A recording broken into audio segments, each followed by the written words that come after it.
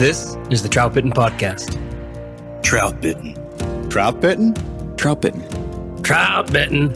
Troutbitten. Yeah, Troutbitten. Troutbitten. It's about trout. Wild trout. This is Troutbitten.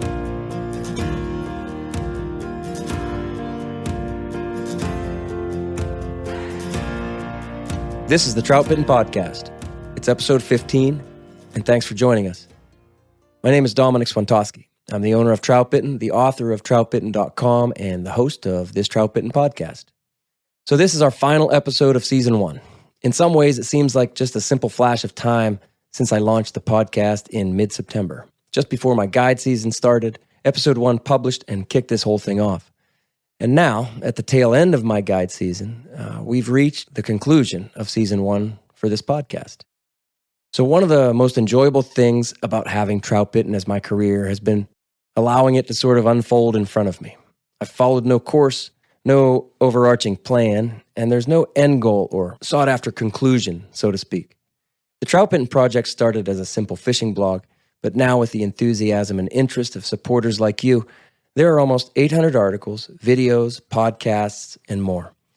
And it's there for everyone, for anyone, to enjoy, to learn, to share in the experience, and to perhaps inspire better days on the water with more memories that keep us coming back time after time.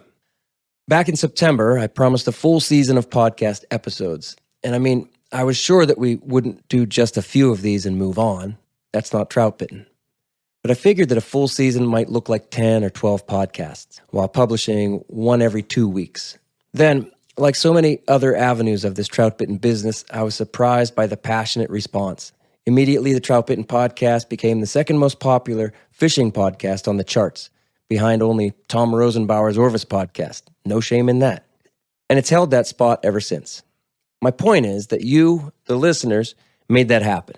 And the advertisers, happy to reach thousands of eager fly anglers, made these podcasts a viable revenue stream and a new, consistent branch of the Troutbitten project.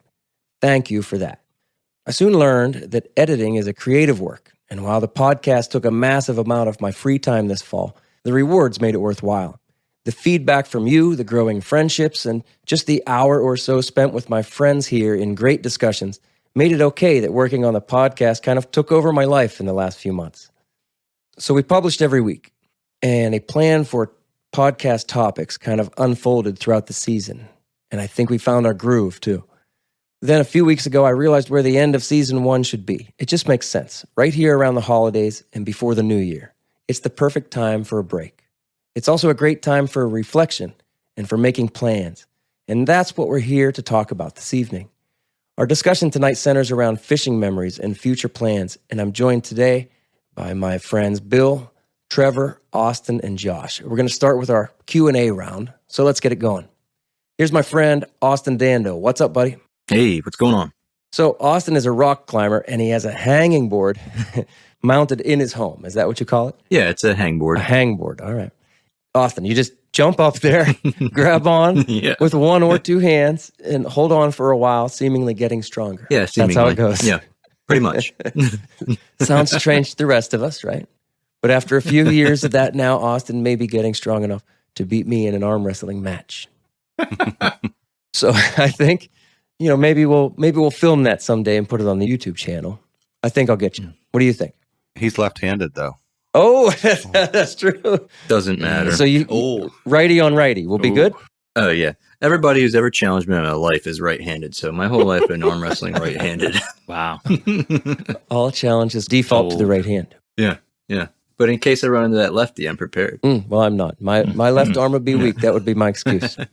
So, hey, Austin, I know you do have a lot of other outdoor interests beside fly fishing, rock climbing being one of them. How do you balance those interests? How do you have enough time to become a good angler without the other stuff getting in the way? It comes natural to me. I grew up as an athlete, played a sport every season. And when I got out of high school and stopped playing sports, I still wanted to be active, but I always loved fishing. So it's something I kind of always did. But I view that outdoor activity as a form of exercise. So I view rock climbing as a fun way to exercise for me. And having my hangboard mounted in my home allows me to have fun when it's too dark outside to hit the river after work or something like that. But also gives me discipline to stay fit. So, did you make that hangboard, or do you buy it? You buy it. It's just like a molded resin with different pockets and holes in it. Yeah, I don't know. I guess I never really thought about it too much. The one nice thing about rock climbing is, though, when it rains, we can often still go fishing, but you can't really rock climb when the rocks are wet. Okay. But when it's really dry and the water's low, and maybe the fishing isn't as good, the rocks are really dry, so you can go rock climbing. So there's almost always a good option available depending on the weather. My friend Brandon, he'll kill me if he hears this. My friend Brandon used to come fishing with me, and I'd catch a lot more fish than him, so what? But he'd go, man, how come you catching so many more fish? And I'm like, because you go rock climbing and like paragliding. I don't know. He did everything. He skied a lot, and he did all kinds of different fishing. He hiked a lot, and he'd backpack, and just, it seemed, kayaking and like whitewater raft. I mean, everything. And I'm like, well, you don't focus on one thing. So that was, for me, it's always been like one or two things in my life that I do. Thanks, Austin. All right, here's Bill Dell, everyone's favorite contrarian. How's it going? All right, how you doing, bud? Good. Hey, Bill, what's at the top of your list for your next destination trip? Where do you want to fish next? Let's say out of state somewhere. Probably Montana again. It'd be interesting to chase bull trout out there. Nice. Just never did it. Seems hard, seems challenging, and remote. Yeah. But I haven't even looked into too much of it because I know there's some regulations about not being able to fish for them either. Yeah, I'm not much of a species chaser. I like our wild brown trout, our native brookies, and I'm good. But a bull trout is something I'd really like to catch. Yeah. Okay, here's my friend Josh Darling, who probably has more terabytes of storage space than all of us combined. You think so? Yeah, I bet so. I bet so. Oh, yeah. It's a lot. Yeah. How's that 8K treating you? I've not been using it for almost anything for that reason. Yeah, that'll take up a little storage space. Yeah, it's unnecessary right now, too. Nobody's watching it in 8K. No. Do you think they ever will? Probably. Yeah? Yeah. We'll all have 8K televisions? Yeah. Where's the end? Are we going to have 16K televisions? I mean, I'm probably not the one to answer that. I don't know. Get me in touch with the guy who is. Okay. All right. Hey, maybe you can answer this question. What's the best way to carry a camera on the water? You're the guy to ask. Not just a cell phone, obviously. Yeah. But a real camera, an SLR or a mirrorless or whatever. Yeah. Something with a little bit of size. Yep. What's the best way to carry it? Yep. So I am carrying a mirrorless camera, but it's the same size as a DSLR. This is something that I don't think exists yet. I've been looking and looking and looking for the perfect. I mean, right. I hound you guys for ideas on like how do you guys carry this stuff, and I really don't think that the perfect thing for a photography, videography loving angler, I don't think the perfect thing exists yet. And so I've gone through a lot of different options. I want to keep my stuff dry. I'm sure we'll get comments like, oh, just use this chest pack that mounts it to your back. I've tried almost everything out there. I really have. I want to keep it dry because it's very, very expensive. And so right now I'm using the Fish Pond Thunderhead submersible lumbar pack, I think. They have clever names for everything they have. It's clever. Yeah, I think that's what it is. I think that's what it Thunderhead. is. And I think that's what a lot of people are using right now for that, because I do think it's one of the best out there right now because of the size. But they did not design it for a camera. That's for sure. And so it's not the perfect system. It's not even close, but it's one of the best out there. So I actually have OPST makes a hip pack as well that has a pad that they put in there for the sake of putting a camera in there. So it's like it's a rectangular pad with an entire open top. And so it's just like a box with no lid that cushions it, and it fits perfectly into fish ponds as well. And so kind of take the best features of each one and put them together. So no kidding. Yeah, that pad sits down inside my thing because that's all I've got in that pack. The fish pond pack is only for the camera and batteries and maybe one extra lens and mics maybe, but it doesn't fit that much. I've definitely seen you go through a number of carrying systems. Yeah. And like you say, I know you're still working on it too. Anybody else? I know we all kind of carry cameras, right? Yeah, I've been through Josh's struggle. I feel like I've tried every pack I can think of. I've come to the realization as far as like trimming stuff down that I'm trimming all my fishing equipment down so I can carry the camera equipment. Yeah. And so right. I think it's the Fish Pond. There's a Thunderhead like chest pack. Thunderhead. or Thundercats. I think they should rename it Thundercats. Thundercat. I can put it on. I keep mine on I take the chest pack off of like the chest pack mount, and then I put it on a Sims G4 belt. I can actually slide the pack along the belt versus the other ones. You can't. You have to slide the whole pack around. Right. That matters to me too. Yeah, that's a huge being able to slide it around. Yeah. Yep. Mm-hmm. Send me a picture of what you're doing, Bill. I've not fished with you since you've switched over to that. I think the problem is it's limited room. It's a 5-liter pack. Oh yeah, that's not big enough. But yeah, I shoot with a 35 millimeter prime a lot, or I have some other like compact lenses, and so it'll fit in there. But I think, Josh, you're shooting with a big lens, and so I don't know if it would fit in there. Yeah, not quite. But that's the idea. I think eventually there'll be a Troutbitten branded one. There you go. We do have unique needs. I mean, we're out there to really fish, and we're out there. Yeah, we want to take some great shots. And if it's not easy to access, then I know myself. I'm like, nah, it's gonna take too long to get the camera out. So it's not okay to just put it in a backpack, you know, and then in a waterproof bag. No. I want that shot that's right in front of me right now. For example, my dog, I love taking pictures of my dog, and he moves. He moves too quick. I need that camera within 10, 15 seconds. So again, mine's on my hip. Anyway, I can slide it around. It's in a not waterproof bag, but I put a Ziploc bag, which sounds kind of ridiculous, but it works. I put a freezer Ziploc bag. It took a while for me to trust it, but I've never had any problems. I have $1,000+ camera in a Ziploc bag for my waterproofing. And anyway, it keeps it very accessible to me. Hey, here's Dr. Trevor Smith. How are things in Wool? Here I am. Yeah, right. Woolsmith land. How are things going? Dr. Wool. Dr. Wool. Things are great. I'm insulating at levels never before seen by humans. That last podcast kind of made you a legend. Yeah, absolutely. People from New Zealand. World of wool. Really? People from New Zealand got in touch with us. I'm not kidding. They make merino That's wool, great. and they were like, your wool. Whoever that guy is, that doctor knows his wool. Dr. Wool. If anyone wants to sponsor me for merino wool, That's nice. Troutbitten wool, There you go. we could use some good merino base layers. So put it out there. That's right. You're probably going to have them in the mailbox tomorrow. There you go. There you go. Hey, Hey, Trevor, what's the most significant thing you've learned about fishing or wild fishing in the last year? that's a good question. Thank you. You didn't even try to do No, it. that was, that was subliminal. Just comes naturally. Yeah. I think a big thing for me this past year, I'm even thinking just the season that just passed of night fishing, fishing through the summer. Right.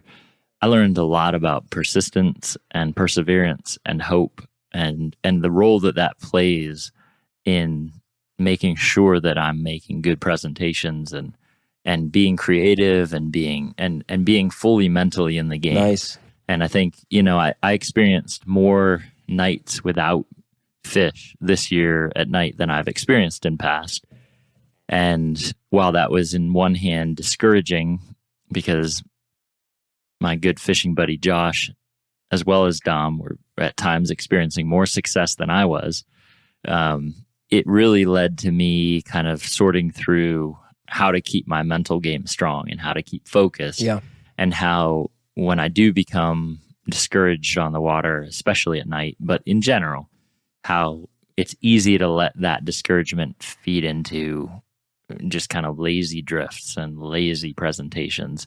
And then, it can become a little bit of a self-fulfilling situation where you fish poorly, you're not confident, and you don't catch as many fish. So so I think that was big for me to kind of delve into a little bit of the mental side of that, and I'm by no means have made it as far as figuring out how to do it consistently. Oh, none of us make but it. I think right. But it was an exercising of those muscles of persistence, and I was able to see how much difference it made to keep my mental game strong throughout the year. That's cool. Hey, have you caught a night namer yet? Yeah. I forgot. I just You'll all know it the day I catch it. That's right. There's going to be a whole film about it. Just name it Trevor. There's going to be a whole film about it. Good to name it. Josh Darling, Woolsmith. Hey, all right, let's take a quick break here and we'll be right back to tell some stories. Fulling Mill is the world's leading producer of flies, fly boxes, hooks, beads, and tippet. Known for their barbless hooks, they have many of your favorite trout patterns tied barbless. Not only that, they feature patterns from anglers like George Daniel, Pat Weiss, Josh Miller, Joe Goodspeed, and many others from around the world. Every pattern is backed by the 200% Fulling Mill guarantee. If a fly isn't up to the highest standards that you expect, they will replace it with two that are. Stock up at fullingmill.com or ask for their flies at your local dealer. All right, so for this final episode of Season 1, we've decided to talk more about the experiences than the how-to tactics, more of the intangibles rather than the fish in the net. Because while the pursuit of improvement is what motivates many of us to hit the water, it's the river and the experiences that balance all of that out. Fishing memories run deep, and we're here to share a few of those today. So let's start with this one, with a little honesty, all right, guys? What's the dumbest thing you've ever done on the water? You go first, because I don't have any. I'll go first. I have a pretty dumb one. I have a lot of dumb ones, but this one comes to mind. This was my first year of fly fishing, and so I snagged a fly in a tree, and I couldn't quite reach it. And I decided, well, my great vertical leaping skills, I would jump up there and grab it. And so I jumped up there and grabbed it, and it came down and hooked my finger. Got the fly out of the tree, but it was barb deep. And so then I had to take the hemostats and just kind of rip it out, and it wasn't a good time. When you're holding those hemostats, you're thinking to yourself, I have one shot at this. Yeah. I'm pulling once. I'm pulling. I'm doing this once. You pull like as hard as you can. And so, growing up, I had been to the hospital twice to get a hook removed. And so I knew, the process of doing it. Yeah. Wasn't barbless back then, huh? No, wasn't barbless after that. Made a decision to go barbless a little bit after that. I swear the reason that I go barbless, more for the fish, is for me and my fingers. Yeah. And whatever else whatever other pieces of skin my hooks find. Your clothing. Yeah, well, everything. Yeah, anything. Yeah, it just makes it easier. So Dom, you witnessed my dumbest. I witnessed one of my dumbest moves. Yeah, and I'd say in general I'm a pretty reckless wader. I'm a lot of leg and not much common sense, and I just kind of. That's a good way to put it. I like to kind of push my limits in wading, but one of the first, I got out of the military and moved back to State College, and one of the first times that I met up with you to fish, we fished Creek. You can bleep that out if you want. Mm-hmm. But it was about 10 minutes into our fishing trip. Maybe it was 15 minutes in. I fell hard. Later learned I'd torn my meniscus pretty badly in the fall and broke my rod all in the same 15 minutes, and spent the rest. I was so embarrassed that I tried to kind of play it off, and they're like, it's good. I actually love watching people fish, So it's one of my favorite things. I actually love it more than fishing. It's just beautiful out here. So I ended up spending most of the day watching you fish while my knee swelled up in my waders, and So did you break your rod and the meniscus at the same time, or is it different events?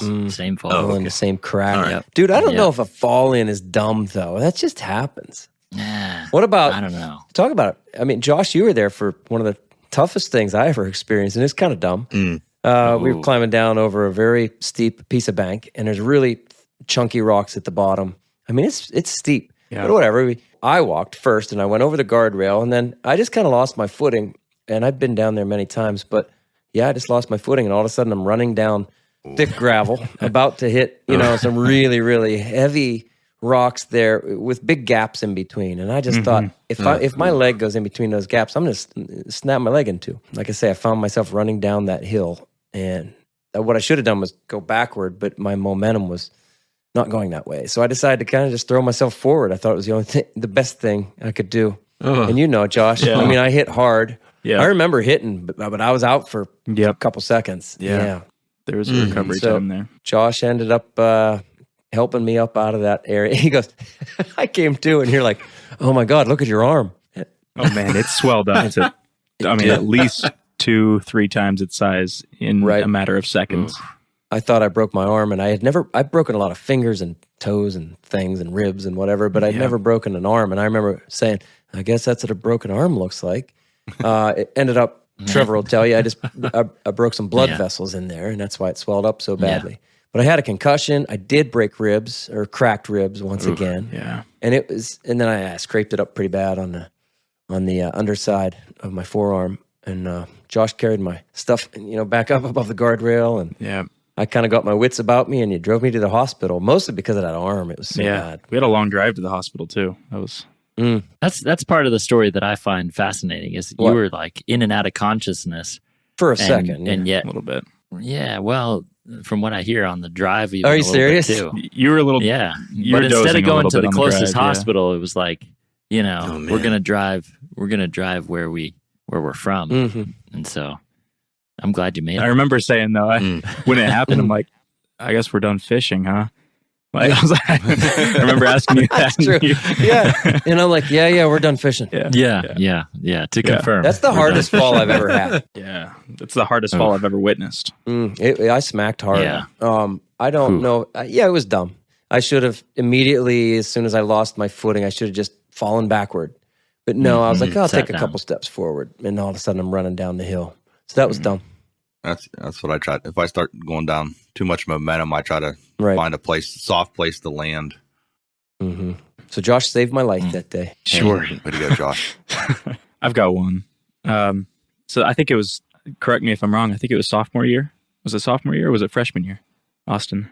Yeah, it was freshman year at Penn State. Yeah, 2015 by that point. Yeah, 2015. You guys in school together? Yeah, we were. Yeah. We decided to take like a long weekend and go camp and fish. And we got all ready. We actually brought our bikes because we knew we had a little decent trek into where we wanted to start and where we wanted to camp. And so we rode down the railroad tracks a long way on our bikes. We had everything packed on our backs. It was a good time. There's a video somewhere to show that. But we got down there, we fished. The fishing was horrible. The water was high. It was not a good stretch of stream to be trying to do what we were doing. We part of this isn't the dumb part, but part of it was we were I got dumber for you, he said. Where we decided to sleep was a really, really grassy bed right alongside the creek, and we kind of set up a fire, and we were planning on sleep. We tried like fishing. We maybe didn't catch anything. Yeah. Right? No, we didn't catch anything. Yeah, we didn't catch anything. And we came across like this super sketchy like hobo site, like drifter site. Yeah. It had squatters. Yeah, exactly. Yeah. And so we set up for the night. We got the fire going. We like got some food out. We went to go to sleep, and we like started realizing there were these huge wolf spiders everywhere. Oh, and those are nasty. I'm not talking about like the kind you see in your house. These are right. I mean, these are big suckers. Those stream side ones are big. Oh yeah, they're huge, and they're odd colors. They were like in the firelight. They were like white and green, and wow, yeah, so funky. Scary. Yeah, yeah. And at one point, I was like, "Dude, you've got one right on your calf."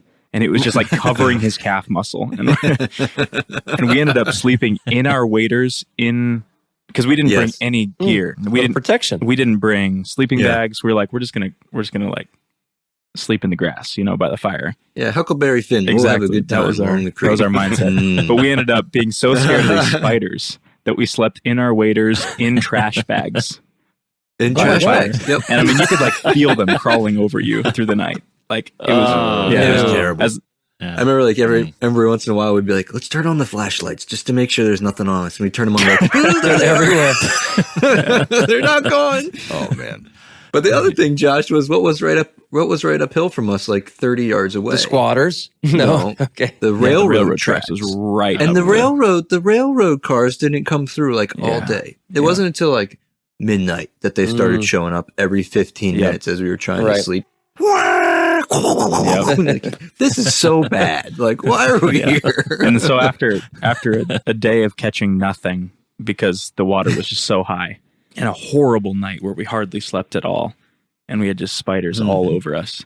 The next day we tried fishing in the morning, nothing, and we got ready to pack out, and we were so unmotivated. We're like, we don't want to like pack everything back onto our bikes, and our bikes weren't even near us at that point. We had left them up the railroad tracks a long ways where we started fishing. We were gonna have to go back and get them, and so we're like, you know what? We're closer now to the car let's go get the car. Let's open that gate to the railroad tracks. Let's drive down the tracks and pick up all of our stuff.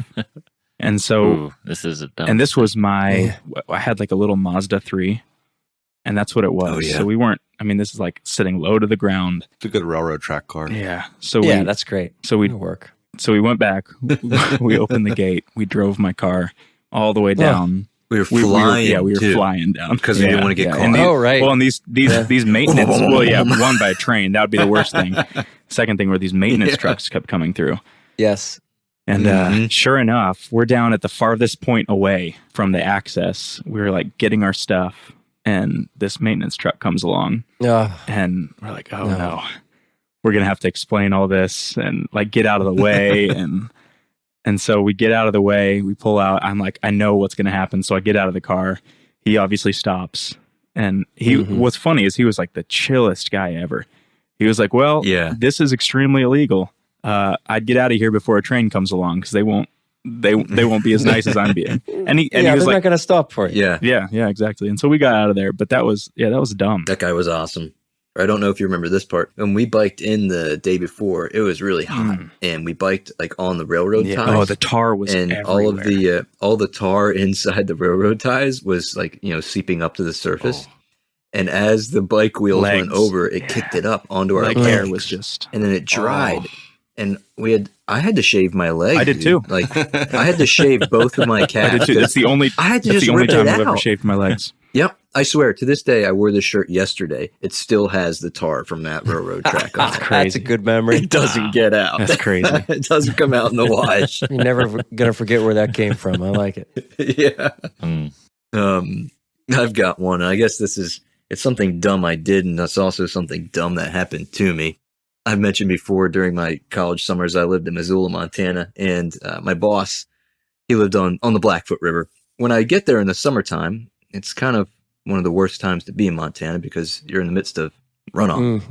And the rivers are really high. You got to fish the small stuff, but we were really eager, and we decided, well, let's go fish it, or let's go float the big river, and we'll just see what happens. It was pretty blown out. It was muddy, whatever. He had this big inflatable raft, and on the back of the raft was one seat and a couple others in front of it, but the back seat, he called it the ejector seat. Oh no. Because that seat was on a swivel. But as the chair swiveled around to the backside of the boat, it also dipped down. So if you were ever to turn towards the backside of the boat, you had to hold on to your seat, because otherwise you could slide off pretty easy. And that's why it was called the ejector seat. So we're going down the river, and again, it's pushing pretty bad. And my boss is rowing, and he gets hooked into, we call them keepers, like the back swirls and the eddies, and his oar gets sucked into this keeper and like throws the boat in a 180-degree direction. Meanwhile, I'm oblivious, and I'm sitting in the ejector seat. And it makes the full twist. I've got my rod in one hand, I'm casting, and I just get tossed off the back of the boat. And as I'm falling into the muddy, raging Blackfoot River, I reach up with my own other hand and grab the metal frame to the raft. And I'm just barely hanging on. And my boss looks back at me, and he's like, what are you doing back in the boat? And he doesn't help me. He just, waits for me to regain my composure and get the rod in. I get back in the boat, and, I had a beer sitting down on the cooler in front of me, and he goes, "Man, that was really scary. I look back, and your beer was teetering." I was like, yeah, thanks, man. Okay, so you held onto the rod. I held onto the rod. Right, so you pulled yourself back in with one hand. Yeah, hangboard. Nice. Hangboard, baby. Story. That's right. This is not a stupid thing. I think you just did. I don't think that was a dumb. That just sounds like you did a humble brag. Yeah. Oh, I don't know. I felt pretty dumb when everybody watched me just get thrown humble into the river. Brag. But I always remember that. I looked back and your beer just was teetering. The important things. Yeah, he thought that was gonna. I like that you pulled yourself back up with one hand. That's amazing. That's like Batman hanging over the cliff. Not a bad reference. So I've got a long list of dumb things I've done. Mm-hmm. You fish enough, you do enough dumb things, I guess. That's true. I was getting ready for a fishing trip. We were leaving for 3 days, and so I decided I'd go out that morning and fish because I had 3 hours to spare. So I'd go out and fish for 2. And so I come home, and I was in a hurry, and bought some ratchet straps. We were going to take the pontoon boat that I had at the time on a fishing trip. And so I get home, I'm in a hurry. I grab those ratchet straps and take a utility knife to them and cut them, and it skips over the plastic, and the utility knife goes straight into my finger. Took a big gash out of it, and I was like, well, I'll put some paper towels on it and duct tape, and I'll see how it works. Didn't go real well. Kept filling the paper towels up, so went and got stitches. And I said to the doctor, I'm going on a fishing trip. He's like, don't get it wet. And I go, what happens if I get it wet? Don't get it wet. And I said, all right, I won't get it wet. And so I went on the fishing trip, and I got it wet. I didn't get, actually, I ended up not getting it wet. Wow. They sell these like finger condoms that get over your finger. So I bandaged it up. I put one of those on, and then I wrapped duct tape around it as another layer of protection. And so I went fishing. And so in my room downstairs, I've got a picture of a 20-inch fish I caught, and I got this huge duct tape finger hanging out. Wearing the extra small Trojan stilettos. Yes. Stilettos. Very nice. Becky likes to tell the story. She loves to tell this story. And now, here I go. I snorkeled. I did a little snorkeling in our local rivers. You know the Gallup thing. You know, Gallup talks about how he snorkeled out there in Michigan and then out in Montana. On the inside curves. That's how you really learn, right, on the inside curves. That's how you really learn things, right? That's how you're going to learn the habits of the big trout especially. Do some snorkeling. So I bought a wetsuit. And it's true. I bought a snorkel and a mask. And then I bought flippers. This is all true. It's getting stupider. This is getting good. Is this on video anywhere? No, thank God. So I went out and I fished creek. And I was on the middle of the river, middle and lower end of the river. It was summertime. I figured I was going to pick summertime. Actually, the fishing was getting kind of slow, so I figured, you know what? I'm gonna do this snorkel thing. I'm going to do it. So that's where I was. And the trouble with that river is it's really cold. But the other ones in the summertime, well, one of our other favorites that has bigger water probably would have been a better choice. I figured, it's too warm to be fishing right now, so I'm not interested in snorkeling it. So I foolishly picked the coldest river that we have around here. And I am a wimp about cold water. I really am. I'm not the guy who just like jumps in the pool. Hey, everything's cool. No, I'm easing my way in, and then the whole way I'm going, it's cold. So I didn't do well, even though I had the wetsuit. And it's like a 90-degree day, but I waded in and tried to do the snorkel thing, and I'm going to say like 2.5, 3 feet of water at the most, because it's like summer flows. It didn't really work, and I was really, really cold. And so I went home right away. And Becky likes to think about like me going down this path and then coming back up with the flippers and going back to the truck. Okay. Merman, Pop. So I felt silly about myself. I'm like, man, I bought a wetsuit. I bought all this stuff. I need to go back out there and do it. Man up. That's right. Man up and go do it. Forget about the cold. Well, the truth is, so I went back out next day, tried to do, foolishly, again, the same spot, a little bit upstream, a little bit deeper water, and I tried to do it. It was still really, really cold. What I realized was our waters are not clear enough. I couldn't really see anything. I did get my snorkel head under there, and I lasted for about, I'm going to say, somewhere between 2 and 5 minutes. 5 minutes is stretching it.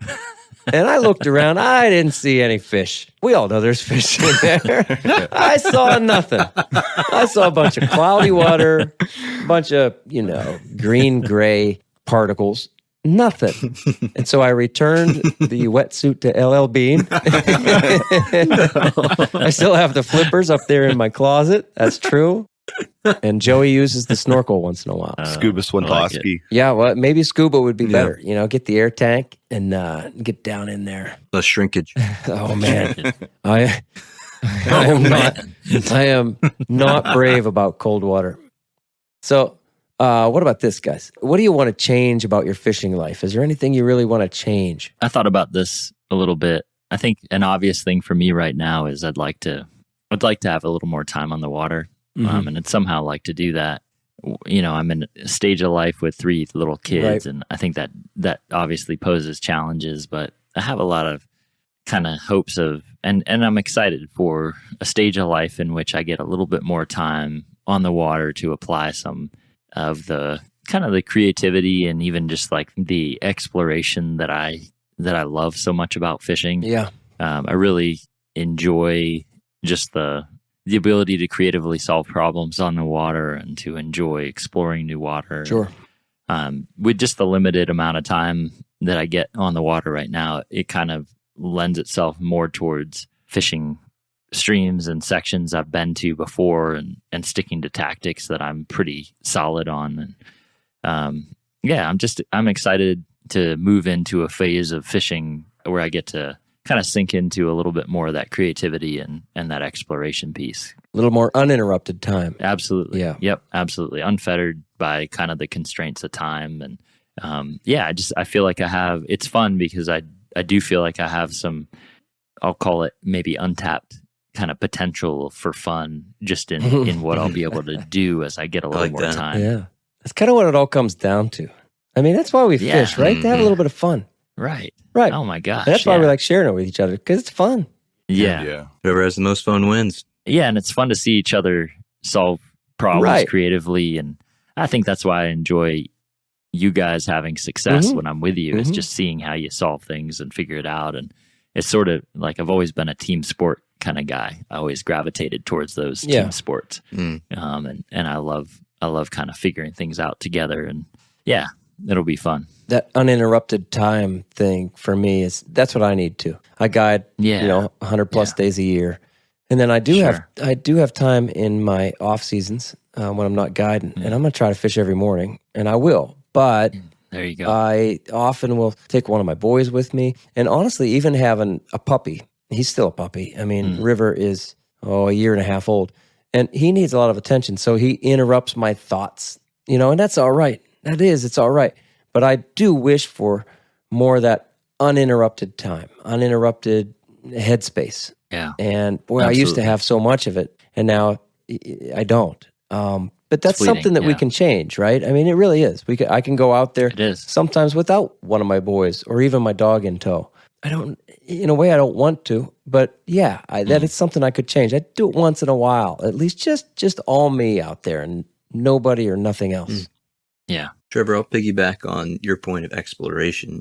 That's what I'd like to see change in my fishing this year. That's kind of my goal for this winter, actually, is to not just go back to the same places I feel comfortable and kind of know the outcome, or at least the possible outcomes. Sure. Within 30 minutes of me, I have a whole bunch of Class A and wild repro streams, and I want to go fish them all. Yeah.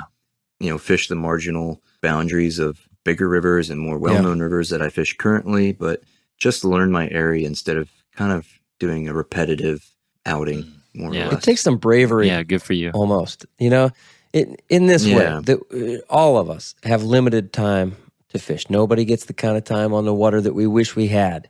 And so you say, man, I got 5 hours today. Do I want to go and do that exploration and possibly not have the kind of fish in the net that you want, Yep. So that's what I'm going to challenge myself this year with. Yeah, it's the same problem for me. I just need more time. We're all kind of coming down to the same thing, aren't we? Yeah. It's that time on water. That's what we all kind of want to change about our fishing life. Yeah. Bill, you have more time than most of us. Yeah, I probably have the most time, and so I've done the exploration thing this year. I think I think I hit about 100 streams, right? Yeah, I've got about 112 different streams that I've fished this year. Let's a little more time. And so it's fantastic. Yeah. This year that was fun. Like it was, I just kept pushing. Like I kind of did what you're saying, Austin. Is don't go to the same spot. Go to something else. Yeah.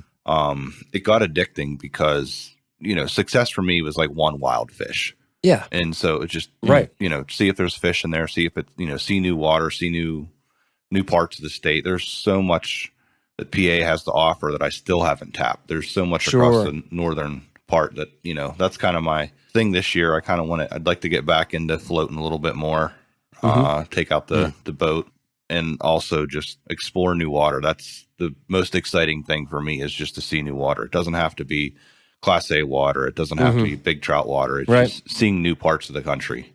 Yeah, you say about the boat. Hey, you know what Santa Claus is bringing me? What's he bringing? Hey, now 2 new pontoons. That's right, baby. Yes. Nice. It's happening. That's right. and a new wetsuit. Been a long time You guys coming. all know, I think, all of you. I've had a leak in that right pontoon. I have a cataract, and that right pontoon has been suffering for a while. And pretty soon, Santa's generous. Yeah, I'm excited about that. All right. I'm with you, Bill. I truly admire that. 100 streams in a year. I can't say I've ever even come close to that. It does take, I don't know if bravery is the right word, like I said earlier, but there's just some kind of resolution to you just have to acknowledge, okay, I'm going to go explore. That's going to be the reward, is the exploration. You said you were happy to catch one wild trout. Fantastic. Yeah. That's awesome. I love that. Yeah. Bill, that's encouraging to hear you say like you got kind of addicted to it. It was. Because, I mean, that if you're addicted to it, you're going to want to keep doing that. And that's, Out of all those streams, Bill, how many do you think you actually did catch wild trout out of? so There's a spreadsheet for that. I got a spreadsheet. Yeah, you can tell me. Say I fished 112. I think I caught a fish out of 102, 103 of them. Mm-hmm. Sometimes it was like one fish, and sometimes it was surprising. But wild trout. Not all wild trout. I would say that's 102 trout, and so some of those could have been stocked. Some of the places didn't hold wild trout, or they held stock trout. Okay. It opened my mind as far as some of the streams that I had caught fish out of, that I was like, man, this just does not look like trout water. This looks like bass water. This looks like, there's a lot of acid mine drainage in our area. A lot of those streams are coming back, and that's really encouraging to see, wild trout or, any trout in some of those streams. And so it's really cool. That's really cool. So have any of you guys ever done this? My wife and I moved back here 2003, and I made it my mission to fish all of our favorite rivers from the mouth up to the headwaters. And every day I would pick up where I left off the day before. At the time I was fishing 5 days a week and working at night. The point is, have you ever fished them all from the mouth to the headwaters almost consecutively? I stopped here. I'm going to pick up there next time. Only one stream, and it's the nearest to us. Yeah. Right, I got you. Yeah, same here. It was one of the most rewarding things I've done. I'd like to do that again too. Yeah. Because the rivers change. That's cool. Yeah, and I'd like to do it That's with really more cool. rivers, expand my radius of streams that I've done that with. I've done that with 5 streams around here. Yeah, That's really cool. That's cool. That's a lot of fishing.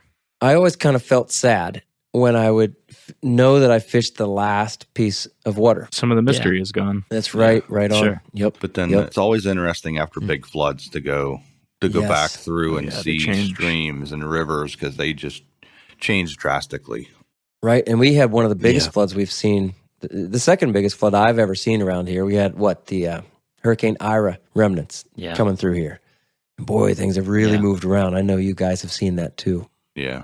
Yeah, they really have. Mm-hmm. Hey, what about this? After all of your seasons on the water, who or what do you miss the most? Growing up in high school, late grade school, my friends Matt, Wes, and John, we would get our parents to just drop us off at a lake, get them to drop us off at a river, and so we'd hang out and we'd fish all day. It didn't matter the temperature. We fished when it was 10 degrees, whether we were ice fishing, whether we were fishing in a river. We'd often build fires along the side of the lake, and I'm pretty sure it was illegal in like state parks to just build an open fire, but no one else was out in the area. Mm-hmm.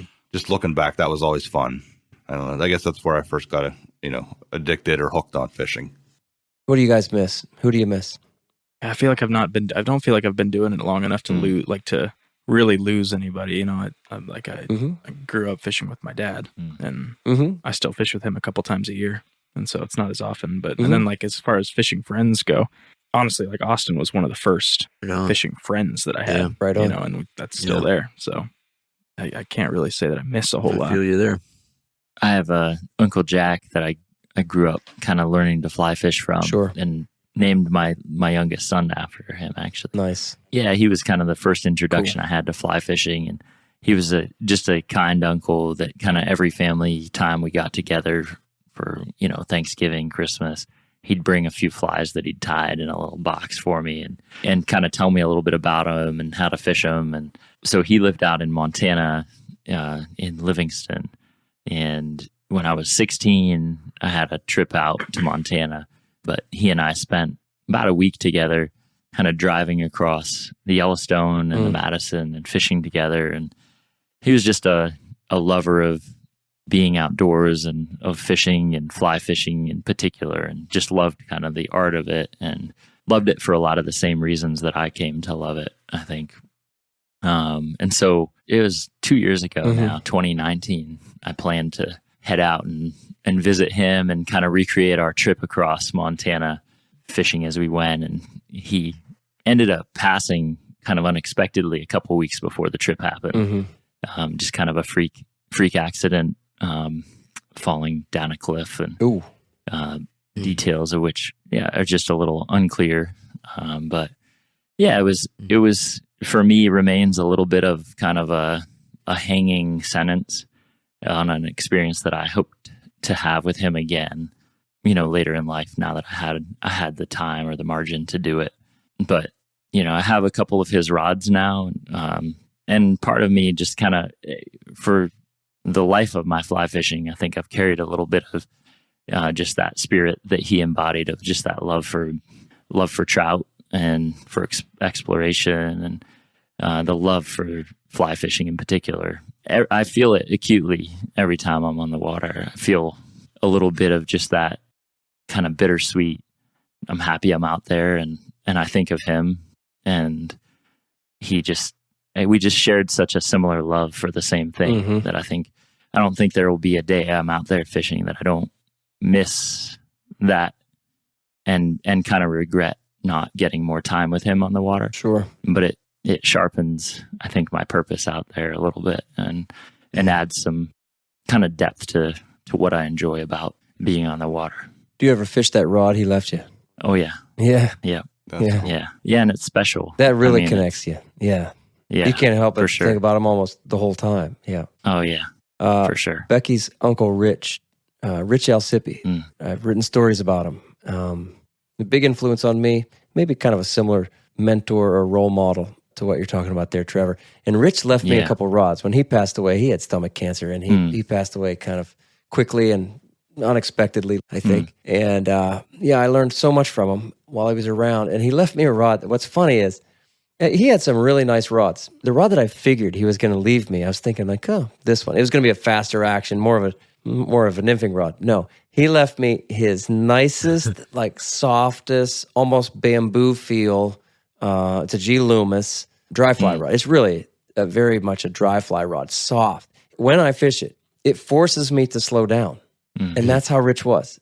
But I almost felt like he was sending me a message like, hey, once in a while, take your time. Yeah, slow it down. Slow down, and Rich is always there in my head. Those mentors, whether they're family members or deep friends, they're always there.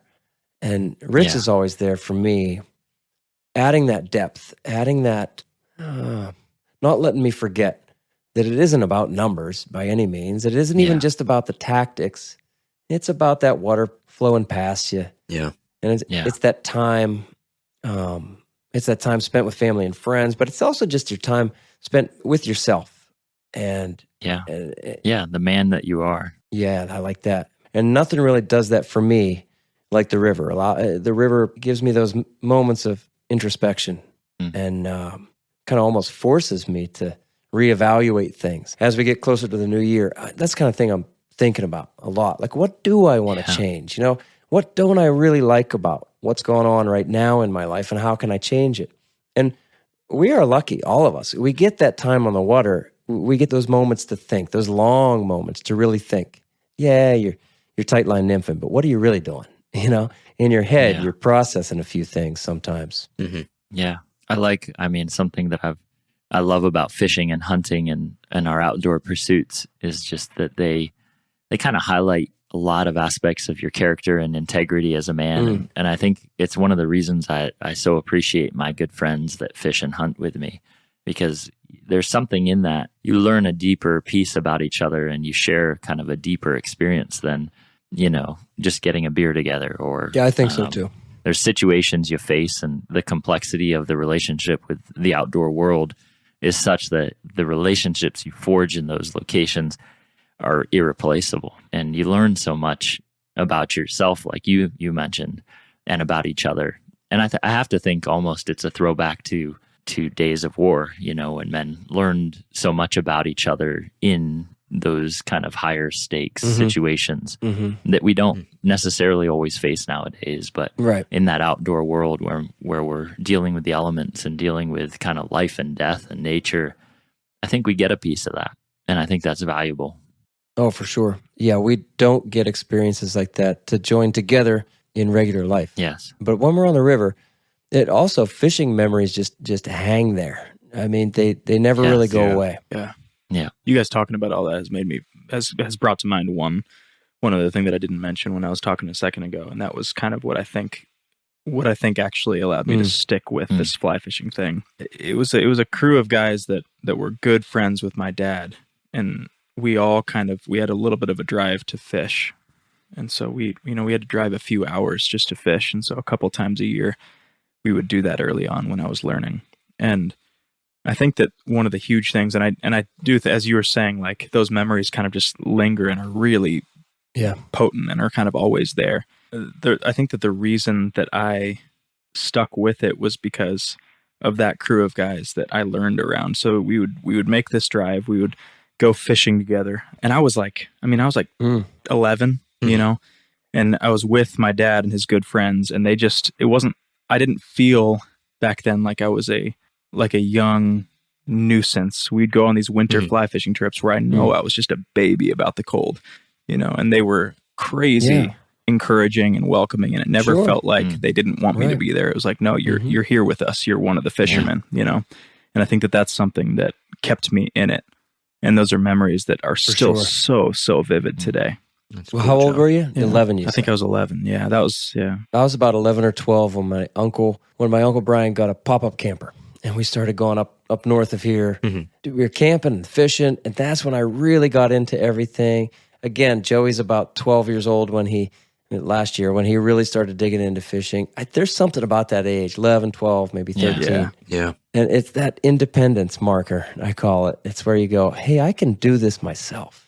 I can tie these knots. Yeah. Hey, I can wade this stream. And Dad's all the way downstream. He doesn't care that I'm up here by myself. I'm around the bend. He can't see me. Exhilarating. It is. Yeah. You're like, I'm out here in this nature by myself, and I'm getting it done, I think another thing that comes to mind, Josh, you talking about that, is just growing up. I grew up in Warren, Pennsylvania, up northwest, and up there, the first day of trout season, certainly like a lot of Pennsylvania, was a big event. And I grew up fishing at Chapman Dam, this dam and kind of a reservoir lake kind of situation. But I would fish there with my dad and my two brothers, and we'd go every year. And for me, that was always such an exciting thing to anticipate and look forward to. And I think the weather was almost always like 38 degrees and raining. Yeah, it has to be. I'm pretty sure half the times I got bit by a water snake. I'm just kidding. Wolf spiders. But wolf spiders everywhere. But that experience, I remember my hands smelling like power bait for weeks afterwards. But coming home with a full stringer of stock trout, and my mom standing proud on the porch, just excited for us to come home. I love it. That experience, that experience of growing up, looking forward to those days. I miss that. I miss that experience of being with my brothers and my dad and having that excitement together. Yeah. When I miss things like that, especially with family things and those connections you're talking about right now, I start to think about trying to duplicate that with my own sons. Yes. You know what I mean? Like, hopefully I could say, well, now I'm the grandfather, or I'm the father, I'm the grandfather. But we can create those lives, in many aspects. We have control of how things are going to go. Give your kids that opportunity, and then possibly they even give their kids that opportunity. Because my uncle bought that pop-up camper, that's why I was there. That's why we started going camping, And my grandfather, he was a big turkey hunter, and he was up there too. And I connected with him in a way that I never had while we were camping, even though he wasn't fishing. It's those moments that you can control, for your grandkids. You buy a camper. And we've talked about this before, I think, but, in an age and era in which more and more of kids' lives and experiences are spent through electronics and kind of online developments, I think giving them tangible and real experiences in the natural world, I think instills in them a confidence and almost like a sense of self that they can move into the world with, that doesn't exist if your experiences are solely based online and on computers and technology. And I think that's becoming rarer and rarer, and yet you see it so clearly in the kids that grow up with that. And being outdoors and learning the respect, of all the beauty that's out there, and just being around that stuff, that'll lead to someone that's going to be more courteous and more respectful of the environment, whether it be litter or whether it be other things. Yeah. So true. For sure. I think one thing I miss the most is something I didn't lose all that long ago, and that was my time with the Penn State Fly Fishing Club. Yeah. When I was at Penn State, and I was in that all 4 years, and every Thursday night we had a group of anglers from all different walks of life and all different backgrounds and interests. It was just such a unique situation to put yourself in every day of the week, of coming in there, no matter what's going on. You might have finals, you might have all this stuff you're stressed out about, but I prioritized Thursday night. I was going to be in that room with all those other anglers, and talking and enjoying and relaxing and learning from one another.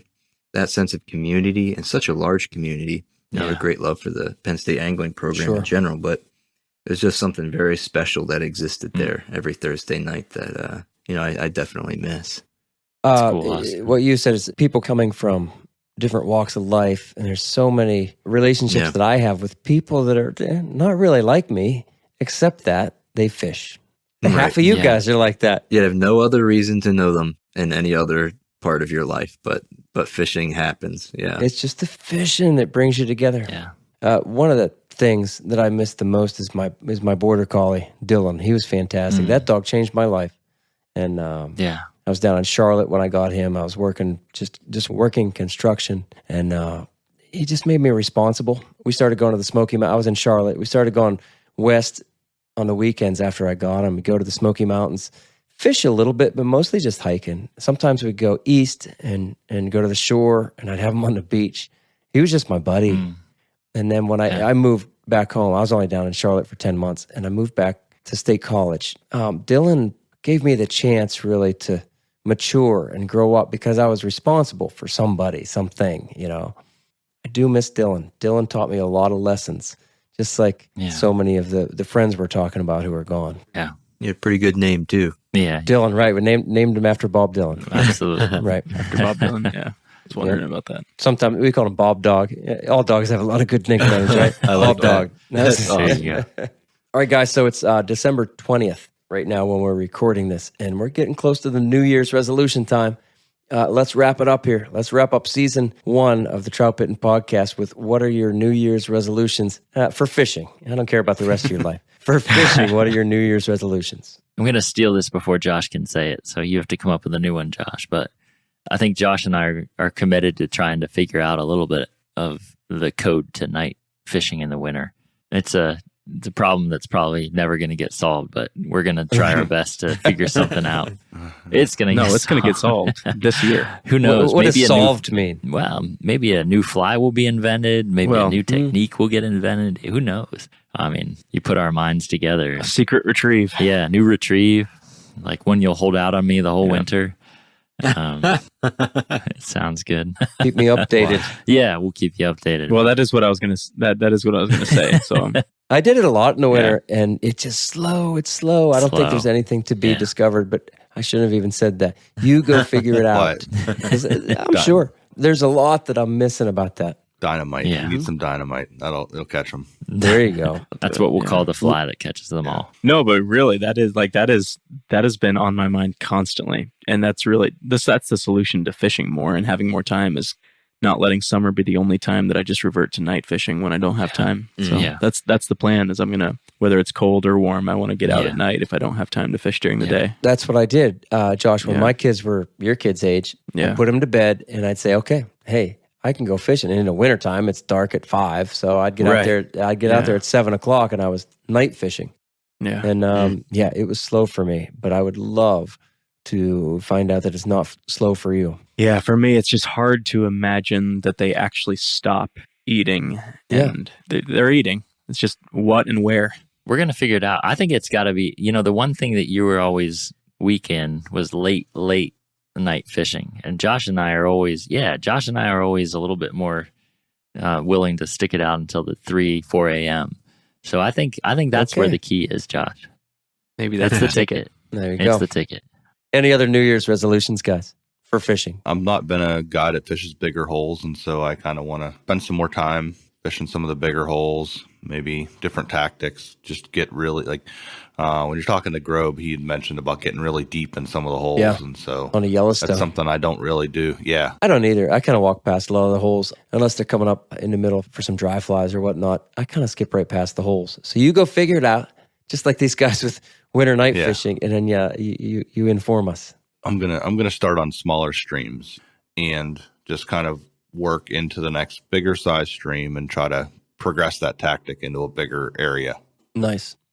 My thing is I just want to find a better balance with my family life and really with my fishing life. I do want to find, like I said, some more of those alone times on the water, but I also just want to be able to enjoy more of my time at home without all the other branches of Troutbitten always in my head and sort of clouding my thoughts all the time. I want to be able to enjoy life a little bit more. Life is really good. Things are going great, but I want to be a little more present and enjoying it. Yeah. I like that. Yeah. I think I'd like to, give back to other people who don't fish or want to learn to fish that I know. Yeah.